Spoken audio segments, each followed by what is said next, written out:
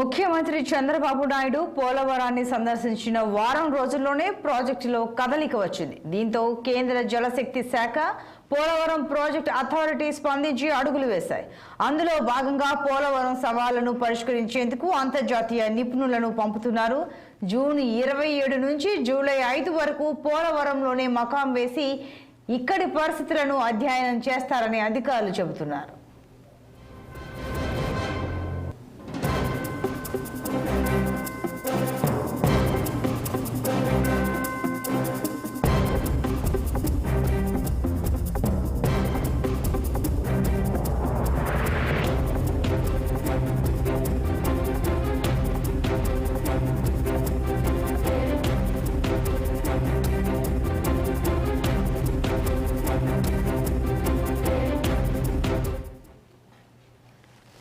ఇక పోలవరం సవాళ్లను పరిష్కరించేందుకు అంతర్జాతీయంగా నిపుణులు రానున్నారు.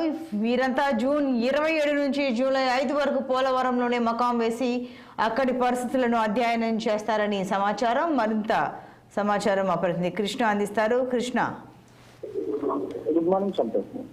ఏదైతే ముఖ్యమంత్రిగా చంద్రబాబు నాయుడు ప్రమాణ స్వీకారం చేసిన అనంతరం మొట్టమొదటిసారిగా పోలవరం అయితే సందర్శనాత్మక వెళ్ళిన తర్వాత నుంచి పోలవరం రూపురేఖలు మారిపోతున్నాయని చెప్పేసి నాకు సంతోషకర వార్త అయితే అందుతుంది. ఏదైతే తన ముఖ్యమంత్రి అయిన వెంటనే ప్రతిష్టాత్మకంగా చేపట్టినట్టు పోలవరం ఏదైతే ప్రాజెక్ట్ ఉందో దాన్ని పూర్తి చేయాలని చాలా దృఢ సంకల్పంతో ముఖ్యమంత్రి ఉన్నట్లు ఇప్పుడు మనకు అందుతున్న సమాచారం బట్టి తెలుస్తుంది. పోలవరం సందర్శన వెళ్ళిన తర్వాత వెంటనే ఏదైతే మన కేంద్ర మంత్రి రామ్మోహన్ నాయుడు కూడా ఢిల్లీలో ఉన్నటువంటి పావులు కలిపినట్టు కూడా మనకి ప్రధానంగా అందుతున్న సమాచారం.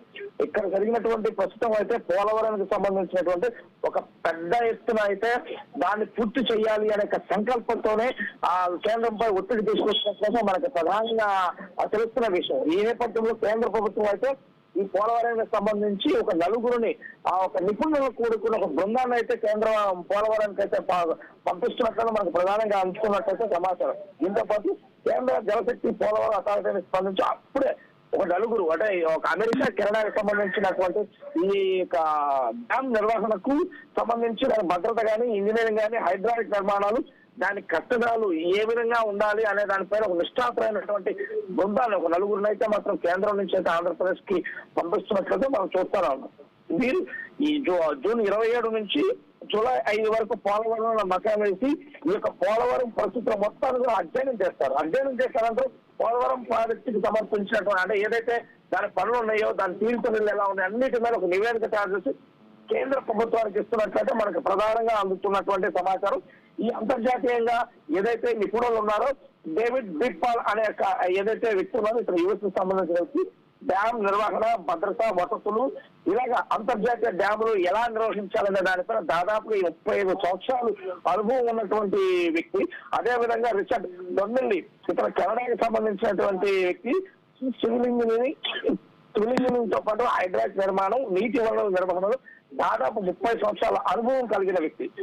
అదేవిధంగా ఫ్రాంకోడి సిస్కో ఇతర ఫ్లోరిడా అంటే యుఎస్ కు సంబంధించినటువంటి నిపుణులు పెద్ద పెద్ద డ్యాముల నిర్మాణం వాటి నిర్వహణ దాని స్ట్రక్చరల్ ఇంజనీరింగ్ ఎలా ఉండాలి ఏమిటనే వాటిలో దాదాపుగా 28 సంవత్సరాలుగా ఉన్నటువంటి అనుభవశాలి.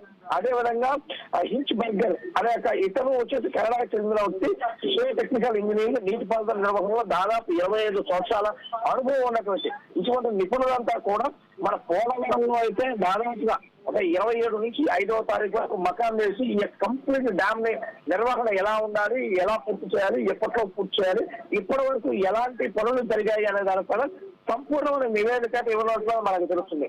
అదేవిధంగా కొన్ని లోపాలైతే ప్రధానంగా అయితే ఇప్పటివరకు అయితే గుర్తించినట్టు ఇంజనీరింగ్ డిపార్ట్మెంట్ అయితే గుర్తించినట్టు మనకి ప్రధానంగా తెలుస్తుంది.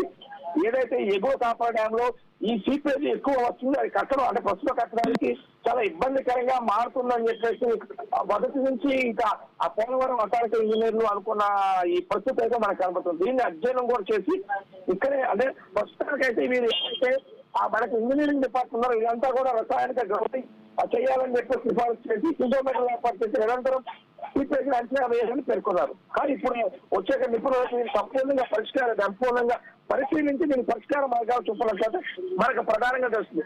అటువంటి నిష్ఠాతులను తీసుకురావడంలో కానీ ఏదైతే తెలుగుదేశం పార్టీలో ఉన్న చంద్రబాబు నాయుడు ఒక అడుగు ముందుకు వేసి పోలవరం పైన దృష్టి సాధించండి మనకు ప్రధానంగా అర్థమవుతుంది. సంతోషం. Right Krishna, thank you.